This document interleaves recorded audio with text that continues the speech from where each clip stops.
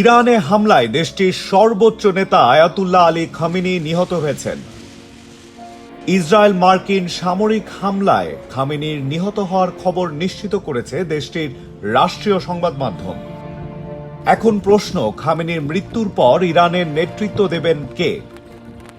এই প্রশ্নের উত্তর খুঁজেছে আল জাজিরা। এই বিষয়ে সংবাদ মাধ্যমটির প্রতিবেদনে বলা হয়, সর্বোচ্চ নেতার মৃত্যু হলে কি হবে সে ব্যাপারে ইরানের সংবিধানে একটি নির্দিষ্ট প্রক্রিয়া নির্ধারিত আছে। প্রক্রিয়া অনুযায়ী 3 সদস্যের একটি পরিষদ দেশটির দায়িত্ব নেবে। এই পরিষদে থাকবেন ইরানের প্রেসিডেন্ট, বিচার বিভাগের প্রধান ও গার্ডিয়ান কাউন্সিলের একজন ধর্মীয় নেতা। এছাড়া এমন খবর পাওয়া যাচ্ছে যেখানে বলা হচ্ছে ইরানের ন্যাশনাল সিকিউরিটি কাউন্সিলের সচিব আলী লারিজানিকে কিছু কর্তৃত্ব দেওয়া হয়েছে।